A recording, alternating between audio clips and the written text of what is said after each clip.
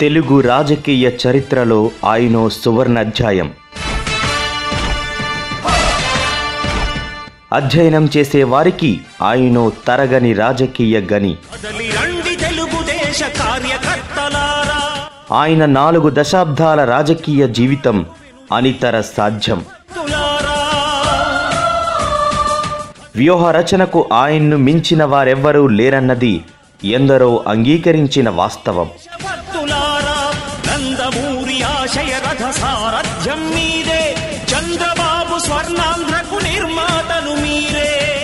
రాష్ట్ర రాజకీయాలతో పాటు కేంద్ర రాజకీయాల్లోనూ తనకంటూ ఓ సుస్థిర స్థానాన్ని దక్కించుకున్న ఒకే ఒక నాయకుడాయన.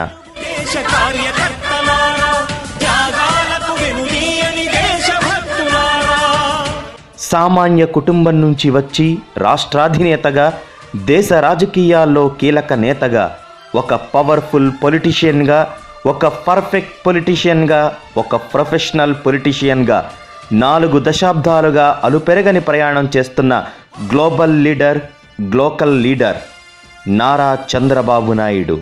చంద్రబాబు అనగానే గుర్తొచ్చే మొదటి మాట బెస్ట్ అడ్మినిస్ట్రేటర్ అని. రాజకీయాల్లో పొలిటీషియన్లే కానీ అడ్మినిస్ట్రేటర్లు ఉండరు. కానీ చంద్రబాబులో ఈ ఇద్దరూ కనిపిస్తారు. హైటెక్ సీఎంగా రాష్ట్రాభివృద్ధిని డిజిటల్ స్పీడ్తో పరుగులు పెట్టించింది ఆయనే. 9 ఏళ్ల పాటు సుదీర్ఘంగా రాష్ట్రాన్నేలిన సీఎంగా రికార్డులు సృష్టించింది ఆయనే.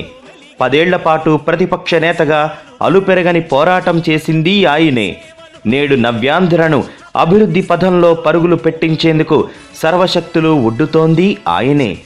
దేశంలోనే అత్యంత వ్యూహాత్మక రాజకీయవేత్తగా ఎన్ని ఎదురు దెబ్బలు తింటున్నా రవ్వంత పోరాట పటిమ కూడా తగ్గకుండా దూసుకెళ్తున్న పొలిటికల్ మిస్సైల్ ఆయన.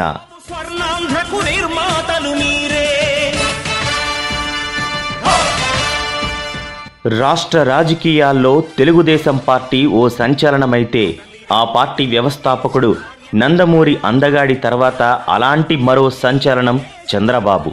ఆయన జీవితంలో ఏ క్షణాన్ని తరిచి చూసినా పాలిటిక్సే కనిపిస్తాయి. సమకాలీన రాజకీయాల్లో ఆయనంత సీరియస్ పొలిటీషియన్ మరొకరు లేరంటే అతిశయోక్తి కాదు. రాష్ట్ర యువతకు ఐటీ ఫలాలు అందించిన హైటెక్ సీఎం, పరిపాలనలో వినూత్న సంస్కరణలకు ప్రాణం పోసిన నేత, రాజకీయ ఎత్తుగడల్లో వ్యూహాల్లో ఆయనో అపర చాణక్యుడు. కేంద్రంలో కూడా చక్రం తిప్పి అక్కడ కాంతులీనిన చంద్రుడు. అడ్మినిస్ట్రేటివ్గా, క్రమశిక్షణగా తన సైన్యాన్ని ముందుకు నడిపించిన రాజకీయ చక్రవర్తి ఆయన. కష్టం విలువ తెలిసిన వాడికి విజయం గురించి ప్రత్యేకంగా పరిచయం చేయక్కర్లేదు. అందుకే చంద్రబాబు 25 ఏళ్లకే పొలిటికల్ ఎంట్రీ ఇవ్వగలిగారు. ఒక సామాన్య రైతు కుటుంబంలో పుట్టిన ఆయన అసామాన్య నాయకుడిగా ఎదిగారు. 1950 ఏప్రిల్ 20న చిత్తూరు జిల్లా నారావారిపల్లిలో ఓ సామాన్య రైతు కుటుంబంలో జన్మించిన చంద్రబాబు నాయుడు 25 ఏళ్లకే రాజకీయాల్లో అడుగుపెట్టారు. 28 ఏళ్ల పిన్న వయసులోనే కేబినెట్ మంత్రి బాధ్యతలు స్వీకరించారు. చిన్ననాటి నుంచి ప్రజాసేవంటే ఆసక్తి చూపించే ఆయన తొలుత ప్రభుత్వ ఉద్యోగం చేయాలనుకున్నారట. తిరుపతి వెంకటేశ్వర యూనివర్సిటీ ఎన్నికల్లో పోటీ చేసి స్టూడెంట్ లీడర్గా ఎన్నికయ్యారు. అక్కడి నుంచే కాంగ్రెస్ పార్టీ కార్యకలాపాల్లో చురుగ్గా పాల్గొంటూ వచ్చారు. ఆచార్య ఎన్జీ రంగా, పాతూరి రాజగోపాల్ నాయుడు వంటి మహా ఉద్దండుల దగ్గర రాజకీయ ఓనమాలు నేర్చుకున్నారు.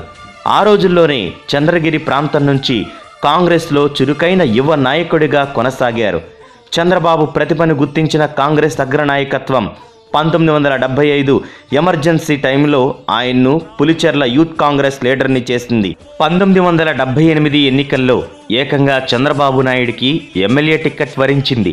ప్రత్యక్ష రాజకీయాల్లో గెలిచింది మొదటిసారి అయిన టంగుటూరి అంజయ్య క్యాబినెట్లో చోటు దక్కించుకున్నారు.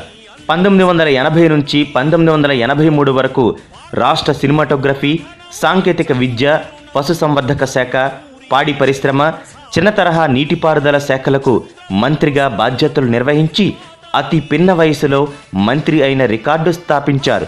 అప్పటి టాలీవుడ్ సూపర్ స్టార్ ఎన్టీఆర్ కుమార్తె భువనేశ్వరిని 1980 సెప్టెంబర్ 10న వివాహం చేసుకున్నారు. ఆపై ఎన్టీఆర్ పార్టీ పెట్టిన కాంగ్రెస్లోనే కొనసాగారు. కొన్నాళ్లకు ఎన్టీఆర్ ఆశయాలు నచ్చి ఆయన బాటలో అడుగులేశారు. కర్షక పరిషత్ చైర్మన్గా కీలక బాధ్యతలు నిర్వర్తించారు. 1985 వరకు టీడీపీ ప్రధాన కార్యదర్శిగా ఉన్నారు. 1989 ఎన్నికల్లో కుప్పం నుంచి గెలిచిన పార్టీ ఓటమి పాలయ్యింది. దీంతో ఎన్టీఆర్ ఆదేశాలతో 5 ఏళ్ల పాటు శాసనసభలో టీడీపీ నాయకుడిగా, ప్రతిపక్ష నేతగా వ్యవహరించారు.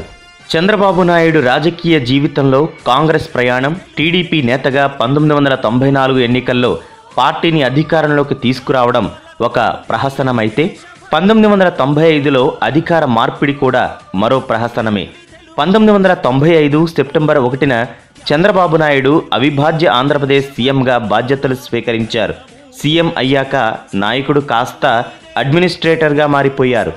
జన్మభూమి, ప్రజల వద్దకు పాలన, శ్రమదానం అంటూ వినూత్న పథకాలతో 9 ఏళ్లలో ఏపీ స్వరూపాన్నే మార్చేశారు. హైదరాబాద్లో ఐటీకి బీజాలేసింది ఆయన దూరదృష్టే. మాదాపూర్లో సైబర్ టవర్స్ని 15 నెలల్లోనే పూర్తి చేయించారు. ఆనాడు బాబు వేసిన ఐటీ బీజాలే పెరల్ సిటీగా ఉన్న భాగ్యనగరాన్ని హైటెక్ సిటీగా మార్చేశాయి. 2004 ఓటమి తర్వాత 10 ఏళ్ల పాటు ప్రతిపక్ష నేతగా పోరాటం చేశారు. బాబ్లీ వంటి ఉద్యమాల్లో ప్రజల నాయకుడిగా జనం కోసం గళమెత్తారు. 2014లో జనం కోసం సుదీర్ఘ రైతు పాదయాత్రతో దూసుకెళ్లారు. 60 ఏళ్ల పైబడ్డ నాయకుడు ఇన్ని వేల కిలోమీటర్లు పాదయాత్ర చేశారంటే తొలినాటి నుంచి ఆయన ఆరోగ్యం పట్ల ఎంత శ్రద్ధగా ఉంటారో అర్థమవుతోంది. ఇప్పుడు నవ్యాంధ్రప్రదేశ్ ముఖ్యమంత్రిగా, అమరావతి రూపశిల్పిగా ఏపీ కష్టాలు తీర్చేందుకు అలుపెరగని పోరాటం చేస్తున్నారు. ఒక రాయి వజ్రంగా మారడానికి ఎన్ని ఉలిదెబ్బలు తినాలో ఒక వ్యక్తి శక్తిగా మారడానికి కూడా అంతే శ్రమించాలి. అలాంటి అమూల్యమైన నాయకుడు చంద్రబాబు నాయుడు. ఆయన జీవితంలో అనుక్షణం రాజకీయాలకే అంకితం.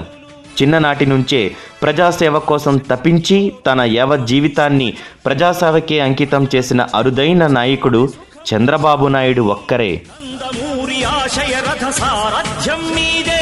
చంద్రబాబు స్వర్ణాంధ్రకు నిర్మాతలు మీరే.